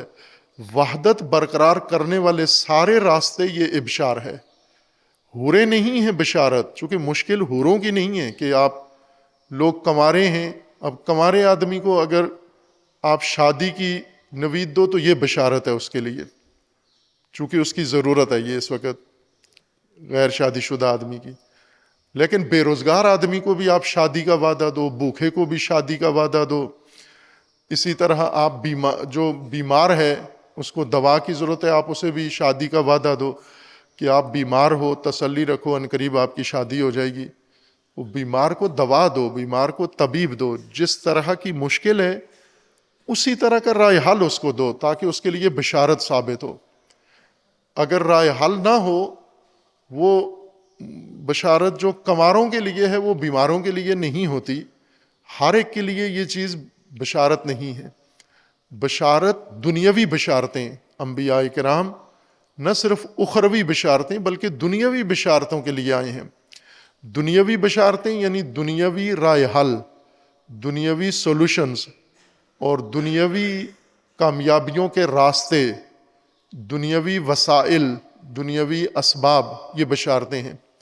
بشارتیں کون لوگ دے رہے ہیں؟ مثلا اس وقت ہم یہ جو نئی ٹیکنالوجی لوگوں کو بنا کے لوگوں کی مشکلات کو حل کر رہے ہیں، یہ بشارتیں ہیں۔ جو عملی سولوشنز دے رہے ہیں یہ مبشرین ہیں۔ تقریریں کرنے والے وہ نہیں ہیں، چونکہ کوئی رائے حل نہیں دیتے، فقط مست رکھتے ہیں، الجھاتے ہیں اور لوگوں کو ایک طرح سے ذہنی تسکین دے رہے ہوتے ہیں، رائے حل کسی چیز کا نہیں دیتے۔ ابشار رائے حل کو کہتے ہیں کہ رائے حل دو، رائے حل بھی انہی مشکلات کا جو اس وقت موجود ہیں، درپیش ہیں۔ وہ آپ کے پاس روزانہ اپنی معمولات میں، وسائل میں مشکلات پیش آتی ہیں، آپ رجوع کرتے ہو فلاں آدمی کی طرف، بجلی کی مشکل ہے تو بجلی والے کی طرف، الیکٹرانک کی مشکل ہے تو آپ کسی آئی ٹی اسپیشلسٹ کی طرف، کوئی اور کسی مکینیکل مشکل ہے مکینک کی طرف، کوئی ٹیکنیکل مشکل ہے کسی اس ماہر کی طرف رجوع کرتے ہو آپ، وہ آپ کو اس کا رائے حل بتاتا ہے۔ جب بیمار ہو آپ تو ڈاکٹر کی طرف رجوع کرتے ہو، اسپتال کی طرف رجوع کرتے ہو، تو بیمار کے لیے دوا، اسپتال اور ڈاکٹر بشارت ہے۔ لیکن بیمار کو آپ اور چیزیں بتاؤ کہ آپ بیمار ہو اور آپ کے نام ایک پلاٹ کر دیتے ہیں ہم، تو یہ تو کوئی بشارت نہیں ہے اس کے لیے۔ کینسر کا مریض ہے اور کسی مہلک بیماری کا شکار ہے تو اس کو پلاٹ سے نجات نہیں ملنی، اس کو دوا سے نجات ملنی ہے۔ جیسی مشکل ہے ویسی اس کو رہنمائی چاہیے، یہ بشارت ہے۔ انذار جن خطرات میں غرق ہو، جن خطرات میں گھرے ہوئے ہو، جن خطرات نے آپ کا محاصرہ کیا ہوا ہے، گھیراؤ کیا ہوا ہے، ان خطرات سے آگاہ کرنا اور ان خطرات سے نکلنے کی تدبیر بھی دینا، یہ انذار ہے۔ انبیاء کرام نہایت مشکل دور میں اور نہایت مشکل کام کے لیے اللہ نے بھیجے ہیں، اور وہ اختلاف و تفرقہ، مایوسی، نا امیدی کے اندر انسان کی رہنمائی کرنا اور خطرات میں گرے ہوئے انسانوں کو خطرات سے آگاہ کر کے نکالنا، بچانا اور انہیں امت واحدہ بنانا، یہ انبیاء کرام علیہ السلام کا مقصد ہے۔ لوگ امت واحدہ تھے، لوگوں میں اختلاف ہوا، اس اختلاف کو برطرف کرنے کے لیے اللہ تبارک و تعالیٰ نے انبیاء مبعوث کیے، انبیاء کو ابشار اور انذار پر مامور کیا، یعنی آگاہی اور اقدام، اس کے اوپر اللہ نے انہیں مامور فرمایا۔ اور پھر وَأَنزَلَ مَعَهُمُ الْكِتَابَ بِالْحَقِّ، اور پھر کتاب منشور بھی ساتھ انبیاء کو دیا۔ تو انبیاء کا مقصد وحدت امت، ابشار کا مقصد وحدت امت، انذار کا مقصد وحدت امت، نزول کتاب کا مقصد وحدت امت۔ وَأَنزَلَ مَعَهُمُ الْكِتَابَ بِالْحَقِّ، کتاب نازل کی وہ بھی وحدت امت کے لیے، لِيَحْكُمَ بَيْنَ النَّاسِ فِي مَا اخْتَلَفُوا فِيهِ، تاکہ کتاب کے مطابق لوگوں میں اختلافی امور میں فیصلہ کریں۔ وَمَا اخْتَلَفَ فِيهِ إِلَّا الَّذِينَ أُوتُوهُ مِن بَعْدِ مَا جَاءَتْهُمُ الْبَيِّنَاتُ بَاغِيًا بَيْنَهُمْ، لیکن انبیاء کے کام میں رخنہ ڈالنے والے باغی پیدا ہوئے، جنہوں نے وہ کتاب اور وہ نبی جو اختلاف ختم کر کے وحدت قائم کرنے آئے تھے، اس کتاب میں ہی اختلاف کر دیا باغیوں نے، نبیوں کے کاموں میں دخل اندازی کی، رخنہ اندازی کی، اور جو کتاب فیصلے کرنے آئی تھی، اختلاف ختم کرنے، خود انہی کتابوں میں اختلاف ڈال دیا۔ یہ باغی ہیں اصل میں، اللہ کے باغی، رسل و انبیاء کے باغی، اور آسمانی کتابوں کے باغی، انسانیت کے باغی ہیں یہ۔ باغیم بینہم، باغین یہ کام کیا، ان باغیوں نے کتاب کے اندر ہی اختلاف ڈال دیا۔ فَمَا اخْتَلَفَ فِيهِ إِلَّا الَّذِينَ أُوتُوهُ مِن بَعْدِ مَا جَاءَتْهُمُ الْبَيِّنَاتُ بَاغِيًا بَيْنَهُمْ۔ خوب یہ جاری ہے، مطلب ابھی ہم جلد بازی میں آیت کو ضائع نہ کریں، مطالب آیت کو اسے بعد کے خطبے کے لیے چھوڑ دیتے ہیں، اللہ نے اگر توفیق دی انشاءاللہ۔ آیہ کریمہ کے مطابق صراحت کے ساتھ امت سازی، تشکیل امت پہلا مرحلہ ہے۔ مقصد بعثت انبیاء و مقصد نزول کتب آسمانی یہی ہے کہ لوگ امت واحدہ بنے۔ اللہ تبارک و تعالی ہمیں اس ماہ صیام میں، ماہ عبادت و بندگی میں، ماہ نزول قرآن میں اور ماہ فہم قرآن میں، اللہ تبارک و تعالی ہم سب کو فہم قرآن کی توفیق عطا فرمائے۔ خداوند تبارک و تعالی ہمیں کتاب الہی کو جیسا اس کا پیغام ہے، جیسا اس کا حق ہے، حق تلاوت و حق قراءت و حق فہم ادا کرنے کی توفیق اللہ عطا فرمائے۔ اعوذ باللہ من الشیطان الرجیم، بسم اللہ الرحمن الرحیم۔ انا اعطیناک الکوثر فصل لربک وانحر ان شانئک هو الابتر۔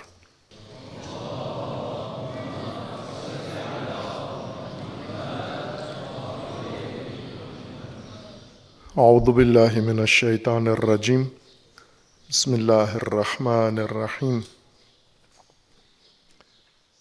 الحمد للہ والصلاة والسلام علی رسول اللہ وآلہ آل اللہ، سیما علی امیر المؤمنین علی بن ابی طالب علیہ الصلاۃ والسلام، و فاطمۃ الزہرا سیدۃ نساء العالمین، والحسن والحسین سیدی شباب اہل الجنہ و صبطی الرحمہ، وعلی ابن الحسین و محمد ابن علی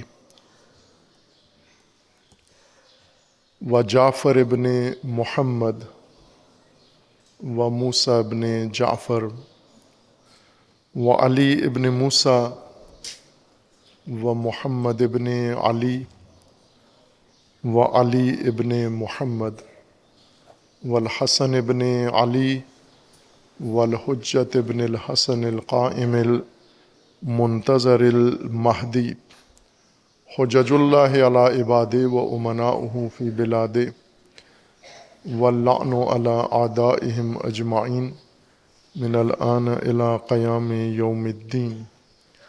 عباد اللہ اوصیکم و نفسی بتقوی اللہ، اتقوا اللہ فإن خیر الزاد التقوی۔ بندگان خدا، آپ سب کو اور اپنے نفس کو تقوی الہی کی وصیت کرتا ہوں، تقوی الہی کی نصیحت کرتا ہوں، تقوی الہی کی جانب دعوت دیتا ہوں اور تاکید کرتا ہوں کہ اپنی زندگی تقوی کے مطابق بسر کریں، تقوی کے زیر سایہ زندگی گزاریں، تقوی کی بنیاد پر معاملات زندگی انجام دیں۔ تقوی اللہ تبارک و تعالیٰ کی جانب سے انسانی زندگی کے لیے حفاظتی تدبیر ہے، انسان کو دنیاوی اخروی فردی اجتماعی آفات خطرات اور بلیات سے محفوظ رکھنے کے لیے یہ سپر اور یہ تدبیر اللہ نے مقرر فرمائی ہے۔ تقوی کے لیے اللہ تبارک و تعالیٰ نے تدبیر تقوی کے لیے اہتمام فرمایا ہے۔ اس اہتمام میں اللہ تبارک و تعالیٰ نے ہر وہ وسیلہ جس کے ذریعے سے انسان حفاظتی تدبیر لاگو کر سکتا ہے، اللہ نے انسان کے اختیار میں قرار دی ہے۔ ان وسائل کی مختلف نوعیت ہے۔ آسمانی کتاب وسیلہ ہے تقوی کے لیے، انبیاء وسیلہ ہیں تقوی کے لیے، ائمہ ہدی وسیلہ ہیں تقوی کے لیے۔ اسی طرح علوم، اساتید، علماء، کتابیں، وعظ اور کائنات کو اللہ نے بھر دیا ہے۔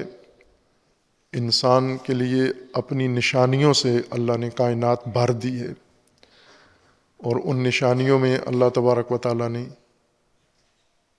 انسان کو ہر طرح کی تدبیر سے واقفیت کا سامان رکھا ہے، اور بالخصوص تقوی کے لیے، چونکہ تقوی سب سے بڑی ضرورت ہے انسان کی، سب سے پہلی ضرورت ہے انسان کی، اور سب سے اہم بنیادی ضرورت ہے۔ اس لیے اس کا اہتمام باقی تمام امور کی نسبت زیادہ کیا ہے۔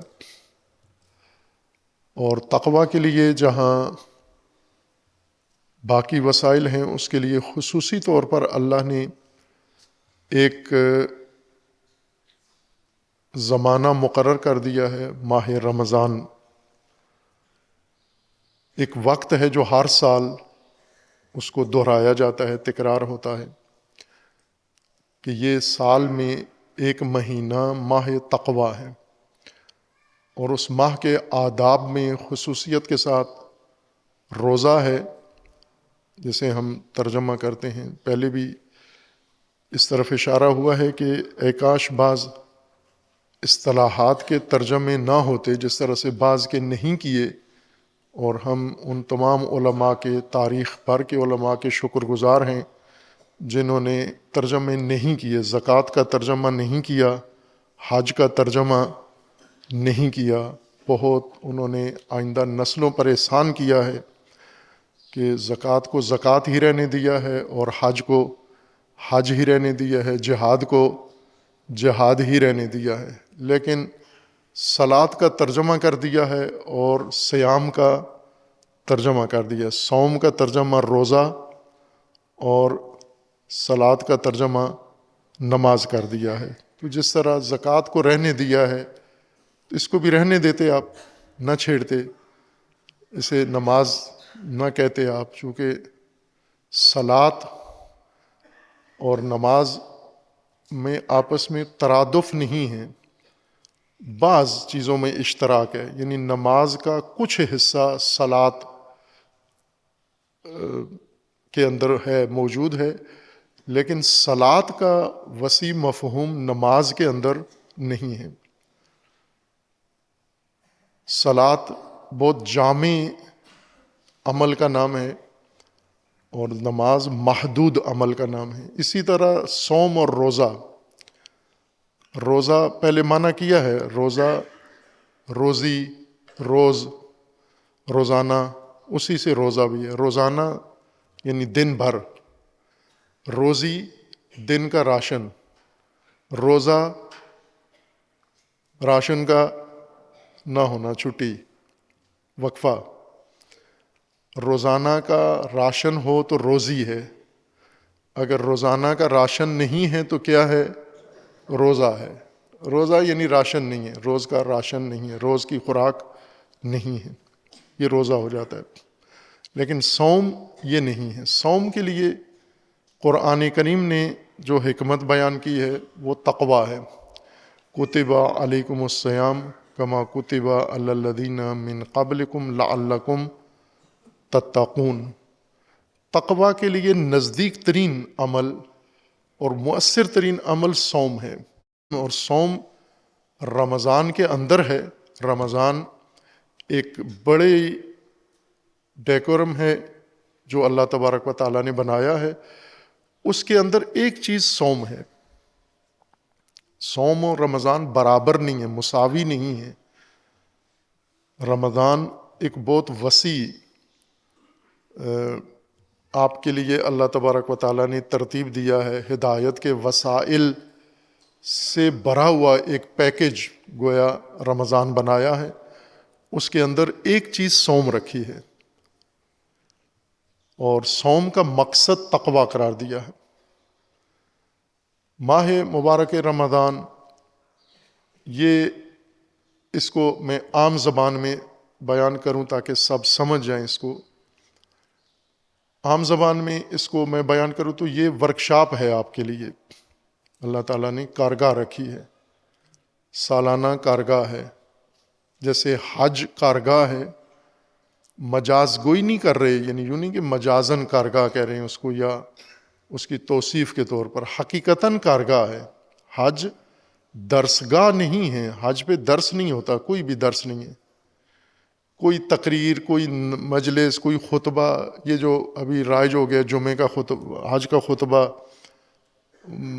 امام کعبہ دیتا ہے، یہ اپنی طرف سے انہوں نے اس میں ڈال دیا ہے، حج کا حصہ نہیں ہے، خطبہ وغیرہ نہیں ہے کچھ بھی۔ حج میں سب کام ہیں، سب کام ہیں، کوئی بات نہیں ہے، زیادہ تر خاموشی ہے، اور گفتگو حج کے اندر اتنی رکھی گئی ہے، واجب گفتگو، لبیک اللہم لبیک، بس، باقی نہیں ہے۔ باقی سب کام ہیں، کام پھر کام پھر کام پھر کام، ایک کے بعد دوسرا کام، ایک کے بعد دوسرا کام، موقف، وقوف، قیام، حرکت، سعی، طواف، یہ سب کام ہے۔ اور کام کو آپ اپنی زبان میں، مادری زبان میں ورک کہتے ہیں آپ، اور جہاں ورک ہوتا ہو وہاں ورکشاپ ہوتی ہے۔ ورکشاپ یعنی کام کی دکان، یا کام کے لیے جو جگہ مقرر کی گئی ہو۔ گاڑیاں جہاں ٹھیک ہوتی ہیں اس کو کہتے ہیں یہ ورکشاپ ہے، جہاں اور کوئی مکینیکل کام ہو رہا ہو تو کہتے ہیں یہ ورکشاپ ہے یہاں پر۔ تو ماہ مبارک رمضان دراصل ایک کارگاہ ہے، ورکشاپ ہے۔ ہم اسے ورکشاپ کے طور پہ نہیں لیتے، نہ حج کو ورکشاپ سمجھتے ہیں اور نہ ماہ رمضان کو۔ ہم رسوماتی لوگ ہیں، اور ہر کام کے لیے رسومات بنانے میں مہارت ہے۔ کوئی بھی مناسبت آ جائے، اس مناسبت کا شعر فوراً بنا لیتے ہیں، اس مناسبت کی ڈیکوریشن بنا لیتے ہیں، اس کے باقی تزئینات، سامان سجا کے اس کو بناوٹ، تقریریں فوری تیار کر لیتے ہیں، شعر تیار کر لیتے ہیں، رسومات تیار کر لیتے ہیں، اور پھر ان رسومات کے ساتھ ہم بڑے بڑے اہم ایام گزار دیتے ہیں، بہت اہم مناسبتیں رسومات کے ذریعے گزار دیتے ہیں، اور محروم بھی رہتے ہیں، ان مواقع سے کوئی فائدہ بھی نہیں اٹھا سکتے۔ رسومات عقیدت مندوں کی طرف سے اظہار عقیدت کے لیے اختیار کردہ عمل کو رسم کہتے ہیں۔ عقیدت مند، جیسے آپ جاتے ہیں جہاں سے بھی آپ کو عقیدت ہے، اب ہم لاہور میں دیکھیں تو اہل سنت کو داتا صاحب سے عقیدت ہے، شیعوں کو گام شاہ سے عقیدت ہے، پڑوس میں ہیں دونوں. اور ایک عقیدت مند گام شاہ جاتا ہے اپنی عقیدت اپنے طے کردہ کاموں کے ذریعے سے، اپنی ثوابدید سے، اگربتی جلا آتا ہے، موم بتی جلا آتا ہے، کوئی نظر نیاز کراتا ہے، کوئی اور جو بھی وہاں جا کے اس کو کرنا ہو. اسی طرح سنی داتا صاحب پہ جاتا ہے، وہاں عقیدت کے اظہار کے لیے کچھ دربار نے طے کیے ہوئے ہیں مراسم، کچھ یہ خود اپنی طرف سے بھی کر لیتا ہے. ٹوپی پہنتا ہے، کونے میں جا کے کھڑا ہوتا ہے، یا چادر چڑھا دیتا ہے، کوئی اور چڑھاوا چڑھا دیتا ہے، نظر نیاز کر دیتا ہے، کچھ تبرک لے کے کھا لیتا ہے. تسکین ملتی ہے عقیدت مند کی. عقیدت ایک احساس ہے، اس احساس کو سکون چاہیے ہوتا ہے. احساسات سارے تسکین مانگتے ہیں، احساسات کو دلیل نہیں چاہیے ہوتی، احساسات کو سکون چاہیے ہوتا ہے، تسکین چاہیے ہوتی ہے. یہ اکثر لوگ یہ غلطی سب نے کی ہوتی ہے اور معاملات خراب کیے ہوتے ہیں. عموماً بیویوں کو سمجھاتے ہیں بہت سارے آپ میں سے، بلکہ بعض تو ایسے ہیں پہلے دن ہی شادی ہوئی ہے، شب زفاف، اس کو لیکچر دینا شروع کرتے ہیں بیوی کو. اس کو پہلے اپنے بتاتے ہیں کہ میری زندگی میں مشکلات ہیں، تو نے میرا ساتھ دینا ہے. اب وہ کیا آرزویں لے کر آئی ہے کہ مجھے ایک ہیرا شہزادہ ملا ہے، ساری مشکلات میری حل کرے گا. یہ پہلے دن ہی اس کو اپنی مشکلات بتانا شروع کر دیتا ہے. وہ بیچاری آئی ہے تجھ سے کوئی تسکین پانے کے لیے، اور یہ اپنی کتاب کھول کے اس کے سامنے بیٹھ دیتا ہے. اسی طرح پھر اس کے بعد کوئی بھی بات ہوتی ہے اس کو دلائل دینا شروع کر دیتے ہیں. خواتین احساساتی ہوتی ہیں، احساسات، خصوصاً زوجیت کا رشتہ احساسات کا رشتہ ہوتا ہے. اس کو زیادہ احساس چاہیے ہوتا ہے، احساس کو تسکین چاہیے. جس چیز سے بھی تسکین ملتی ہے، احساس کو تسکین چاہیے. آپ گفٹ دے دیں، احساس کو تسکین مل جاتی ہے. انگوٹھی دے دیں، احساس کو تسکین مل جاتی ہے. کوئی لفظ ادا کر دیں، تعریف کر دیں عورت کی، بے شک جیسی بھی ہے، آپ اس کو کہہ دو کہ آپ بہت خوبصورت ہو، اس کو بہت تسکین ملتی ہے. اس نے جو کھانا بنایا ہے، آپ اس کی تعریف کر دو کہ یہ کھانا بہت، میں نے زندگی میں ایسا کھانا نہیں کھایا. اور واقعاً ایسا ہی ہوا ہوگا، شاید آپ نے اتنا بے مزہ کھانا نہ کھایا ہو زندگی بھر میں. تو آپ کہہ دو، یہ نہ کہو اتنا بے مزہ، کہو کہ میں نے زندگی میں ایسا کھانا نہیں کھایا. بس یہ تسکین مل گئی اس کو. اب وہ آپ کے سامنے رام ہے، تسخیر کر دیا آپ نے اس کو. احساساتی مخلوق کو احساسات کے ذریعے تسخیر کر سکتے ہو آپ، اس کو استدلال کے ذریعے نہیں کر سکتے ہو. حماقت ہے احساساتی کے سامنے استدلال کرنا، یہ بے وقوفی ہے. اور کچھ لوگ ہوتے ہیں جن میں احساسات سرے سے مردہ ہوتے ہیں، نہیں ہوتے، احساسات سے بالکل خالی لوگ، ان کے سامنے رونا، احساسات کا اظہار کرنا وہ بے فائدہ ہے. بحث کے سامنے بین بجانا ہے. مثلاً ایک آدمی ہے، اس کو احساسات، کئی لوگ ہوتے ہیں اپنے رونا دھونا لگائے رہتے ہیں لیکن انہیں پرواہ نہیں ہوتی، ٹس سے مس نہیں ہوتے. وہ ہم چونکہ زیادہ احساساتی لوگ ہیں، جذباتی لوگ ہیں، احساسات و جذبات کو تسکین ملتی ہے رسومات سے، تعلیمات سے، عبادات سے اور معرفت سے نہیں ملتی. تسکین رسومات سے ملتی ہے. اس لیے ہم زیادہ رسوماتی لوگ ہیں اور رسومات میں بڑی بڑی فرصتیں ضائع کر دیتے ہیں. از جملہ جو بڑا نقصان ہر سال کرتے ہیں ماہ رمضان. جس انداز سے ماہ رمضان ہم گزارتے ہیں، مکمل نقصان میں جاتے ہیں، خسارے میں جاتے ہیں. ماہ رمضان کو جس طرح رسول اللہ صلی اللہ علیہ وآلہ وسلم نے ہمیں ماہ رمضان کا دستور دیا ہے، اس سال عہد کریں ہم سب رسول اللہ صلی اللہ علیہ وآلہ وسلم کے بتائے ہوئے طریقے کے مطابق ماہ رمضان گزاریں. ہم ایک ورکشاپ کے طور پر گزاریں کہ یہ کارگاہ ہے اور اس کے 30 دن ہیں، 3 عشرے ہیں. ان 3 عشروں میں، ان 3 عشروں کو آپ تقسیم شدہ ہیں، آپ کو تقسیم کرنے کی ضرورت نہیں ہے۔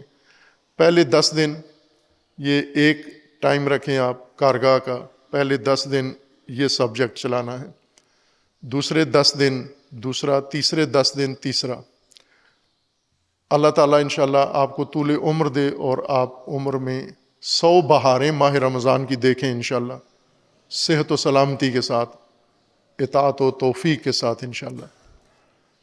لیکن جو ماہ رمضان درپیش ہے ہمیں، جس سے ہم گزر رہے ہیں، اس کے لیے باقاعدہ تدبیر کریں، سوچیں، پلاننگ کے ساتھ اس کو گزاریں، رسومات میں نہ گزار دیں، روٹین میں نہ گزار دیں، سحری کھانا پھر افطاری کرنا پھر باقی روٹین میں جو کچھ طے کیا ہوا ہے۔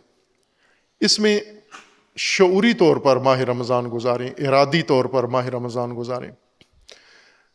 رسول اللہ صلی اللہ علیہ وآلہ وسلم نے ہمیں 3 اہم چیزیں بتائی ہیں۔ ویسے تو اس خطبہ شعبانیہ میں مکمل کارگاہ کا دستور ہے، مکمل 30 دنوں کا، ہم اس میں سے چن لیں، چونکہ ابھی اس طرح ہماری ریہرسل نہیں ہے اور ساری چیزیں شاید نہ کر پائیں، ہم تھک جائیں گے۔ 3 چیزیں انتخاب کر لیں آپ ماہ مبارک رمضان کے لیے۔ ایک اور دوسرا نقطہ جو میں بیان کر دوں ماہ رمضان کے لیے، عبادات میں، صلاۃ میں، نماز میں، روزے میں ہم عموماً معنوی نتائج پہ نگاہ ہوتی ہے، معنوی، اور وہ یقیناً ہے عبادت کا بڑا اثر انہی معنوی نتائج کے اندر ہے۔ روح کے اندر آپ کی نورانیت پیدا ہوتی ہے، دل میں پیدا ہوتی ہے۔ یہ بالکل حقائق ہیں، چونکہ انبیاء کرام نے بیان فرمائے ہیں، رسول اللہ نے بیان فرمائے ہیں، ائمہ ہدیٰ نے بیان فرمائے ہیں، تو 100% درست ہیں۔ اس میں کوئی احتمال بھی نہیں ہے کہ یہ معنوی روحانی نتائج عبادتوں کے، رمضان کے یا نماز کے نہیں ہیں، یقیناً ہیں۔ لیکن ہم محسوس نتائج سے شروع کریں۔ معنوی چیزیں غیر محسوس ہوتی ہیں، ہم انہیں لمس نہیں کر سکتے، دیکھ نہیں سکتے۔ کوشش کرتے ہیں دل کے اندر معنویت پیدا ہو، لیکن پھر بھی معنویت ہے، محسوسات میں سے نہیں ہے۔ ہم پہلے عبادات کا، نماز کا اور روزے کا اور رمضان کا محسوس پہلو مد نظر رکھیں، جس کو ہم آنکھوں سے دیکھ سکیں۔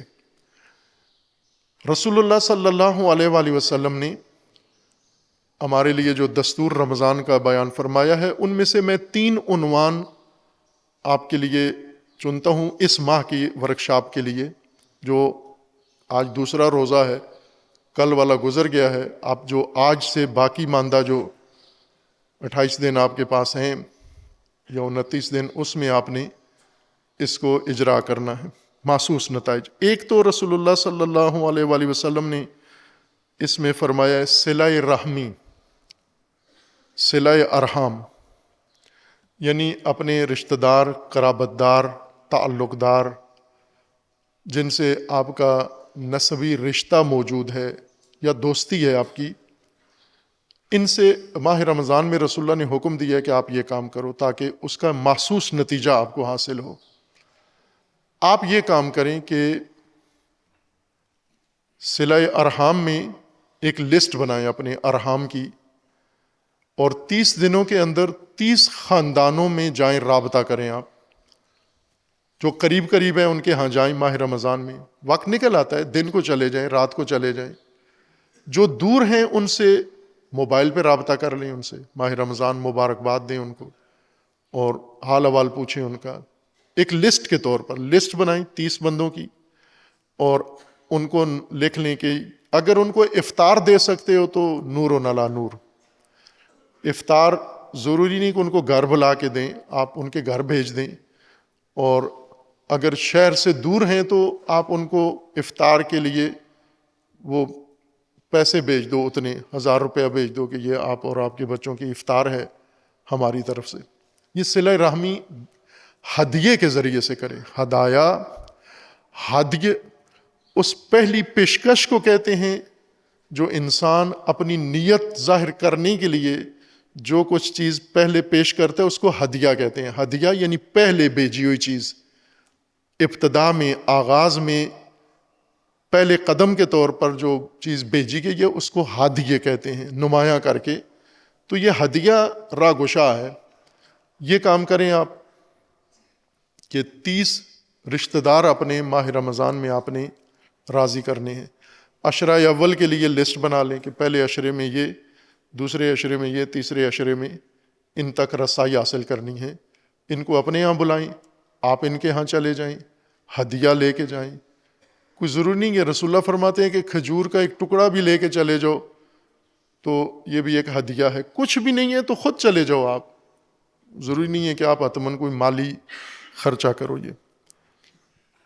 یہ ایک کام ہے اور اس کا نتیجہ لو آپ. یہ ورکشاپ کا، ماہ رمضان کی ورکشاپ جو رسول اللہ نے ہمارے لیے مقرر فرمائی ہے، اس میں جن کے ساتھ کدورت ہے ان سے معذرت کرو، دلجوئی کرو. اگر انہوں نے کوئی آپ کے ساتھ زیادتی کی ہے تو بھی آپ پہل کرو، آپ پہل کرو. ماہ رمضان میں ثابت کرو کہ کرامت رمضان آپ کی شخصیت میں آ گئی ہے. رمضان نے آپ کو کریم النفس بنا دیا ہے، رمضان نے آپ کو بالاتر بنا دیا ہے. کینہ و نفرت رمضان نے آپ کے دل سے نکال دی ہے. آپ دوسروں کو معاف کرنے کی جرت، کرامت اپنے اندر پیدا کرو. اگر آپ کے ساتھ کسی نے زیادتی کی ہے یا آپ نے کسی کے ساتھ کی ہے، جنہوں نے آپ کے ساتھ کی ہے انہیں ترجیح میں رکھو. سب سے پہلے ان کے پاس جاؤ جنہوں نے آپ کے ساتھ زیادتی کی ہے، ان کو پہلے ترجیح پہ رکھو، چونکہ اللہ تبارک و تعالیٰ آپ کے ذریعے ان کو بھی ماہ رمضان میں توفیق عطا کرے گا. اس ماہ کو اس طرح سے آپ نے ایک یہ دستور ہے. اس کو آگے وضاحت کریں گے. ماہ رمضان کو ورکشاپ کے طور پر گزارنا، کارگاہ کے طور پر. دوسرا کام جو آپ نے انجام دینا ہے ماہ مبارک رمضان میں، رسول اللہ صلی اللہ علیہ وآلہ وسلم نے فرمایا ہے، وہ ہے انفاق. انفاق کریں ماہ رمضان میں. انفاق یعنی جو کچھ اللہ نے آپ کو دیا ہے، مال دیا ہے، رزق دیا ہے، توفیق دی ہے، وقت دیا ہے، حیثیت دی ہے، کچھ بھی دیا ہے، ماہ رمضان میں اس کو اللہ کی راہ میں خرچ کریں، پیش کریں، اس کو انفاق کریں. انفاق کے طور پر قرآن نے رہنمائی بھی کی ہے. پہلے ہم نے اس کی طرف اشارہ بھی کیا تھا. ایک کام ماہ رمضان میں یہ کریں آپ کہ اپنے گھر کا فالتو سامان جو آپ کی ضرورت میں نہیں، خریدا تھا آپ نے، استعمال کیا، لیکن اس وقت نہیں ہے آپ کے استعمال میں، اور ہر وہ چیز آپ کے گھر میں اضافی ہے جو سال ہو گیا ہے آپ کے گھر میں پڑی ہوئی ہے لیکن استعمال میں نہیں آئی. کچن میں ایسے برتن پڑے ہوئے ہیں، سال پورا گزر گیا ہے لیکن ہم نے اسے استفادہ نہیں کیا. کپڑے سال پورا گزر گئے ہیں، ہم نے استعمال نہیں کیے. جوتے سال پورا گزر گیا ہے، ہم نے استفادہ نہیں کیے. اور وسائل بہت سارے ہیں. بچوں کے کھلونے ہیں، سال پورا گزر گیا ہے، آپ نے بچوں کو نئے کھلونے لے کے دے دیے. بھرے ہوئے ہیں گھر، فالتو سامان سے گھر بھرے ہوئے ہیں، جگہ نہیں ہے گھروں کے اندر، تنگ پڑ گئے ہیں. بڑے بڑے گھر کنالوں میں بنے ہوئے، سامان لیتے جاتے ہیں، ایک دو دفعہ استعمال کر کے انہیں پھینکتے جاتے ہیں، پھر نیا لیتے جاتے ہیں. ماہ رمضان عید سے پہلے پہلے یہ کام کریں کہ اپنے گھر کے فالتو سامان کی لسٹ بنائیں.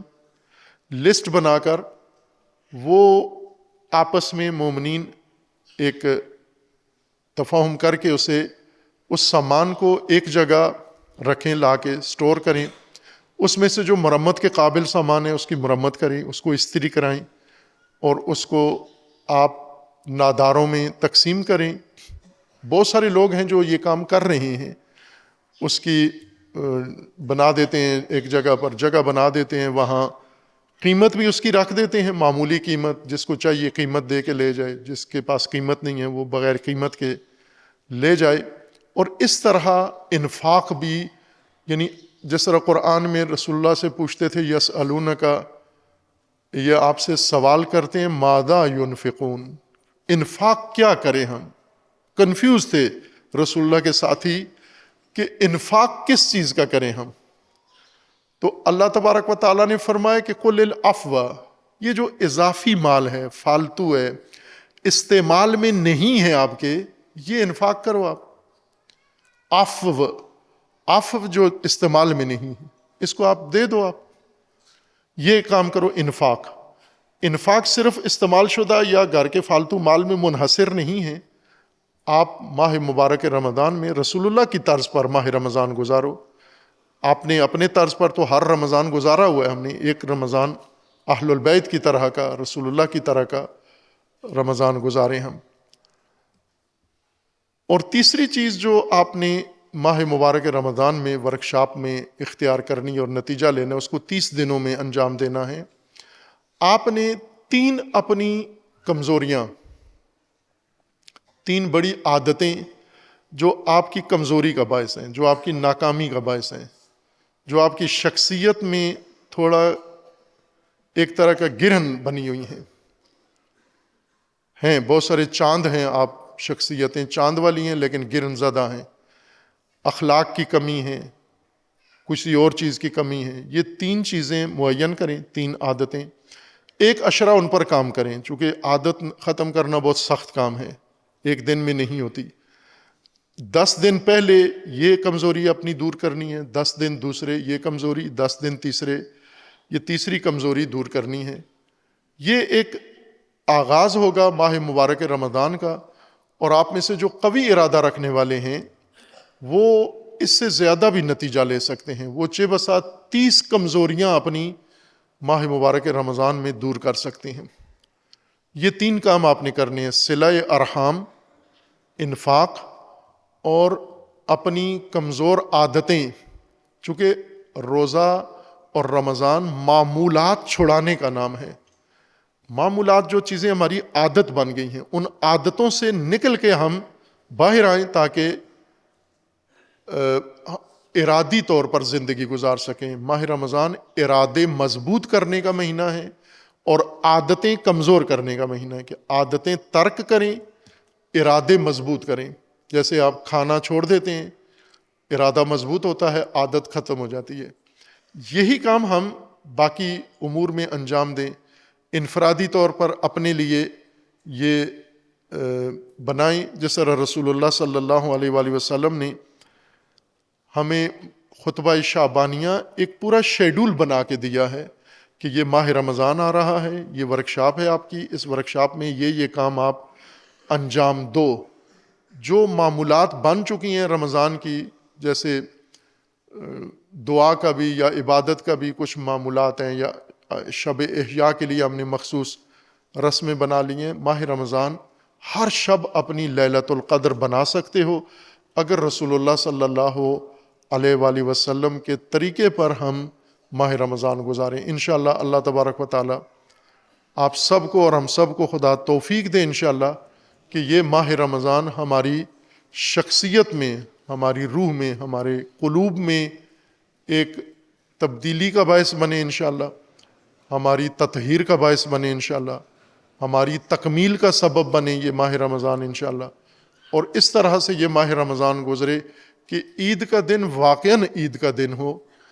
آپ سال مہینہ بھر آپ نے صلہ رحمی کیا، آپ نے افطار دیا، آپ نے ہدیہ دیا، آپ نے انفاق کیا، آپ نے اپنے نفس کی کمزوریاں دور کیں، اور پھر عید کے دن اللہ نے اس سب کا صلہ آپ کو عطا کرنا ہے. اور وہ صلہ پورا سال انشاءاللہ آپ کو اپنی زندگی میں محسوس طور پر نظر آئے گا. جب آپ رمضان کے محسوس نتائج حاصل کرو گے تو اللہ محسوس برکتیں آپ کے دل میں اور آپ کی زندگی میں شامل کر دے گا انشاءاللہ. اور اللہ تبارک و تعالیٰ آپ کی اطاعت و عبادات و صیام کو قبول فرمائے. خداوند تبارک و تعالیٰ اس ماہ نزول قرآن میں ہم سب کو قرآن کی فہم عطا فرمائے. خداوند تبارک و تعالیٰ اس ماہ مبارک قیام میں، ماہ صیام میں خداوند تبارک و تعالیٰ ہمیں اپنی بندگی اور اطاعت کی توفیق عطا فرمائے. اور دعا گو ہیں پروردگار کی بارگاہ میں خداوندہ اس ماہ مبارک میں، اس ماہ نزول قرآن میں، ماہ خیرات و برکات میں پروردگارہ تیرے بندے، تیرے مسلمان، تیرے اوپر ایمان رکھنے والے مومنین دنیا بھر میں پروردگارہ ظلم و ستم کا شکار ہیں. خداوندہ اس ماہ مبارک کے صدقے ان مظلومین کو ظلم و ستم سے نجات عطا فرما.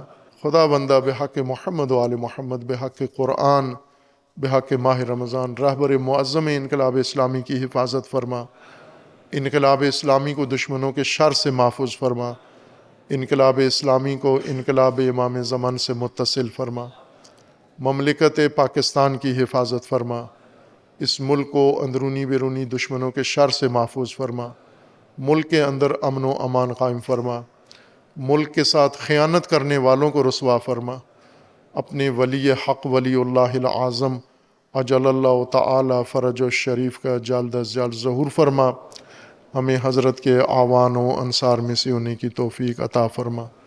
اعوذ باللہ من الشیطان الرجیم، بسم اللہ الرحمن الرحیم، قل هو اللہ احد اللہ الصمد لم یلد ولم یولد ولم یکن لہ کفوا احد۔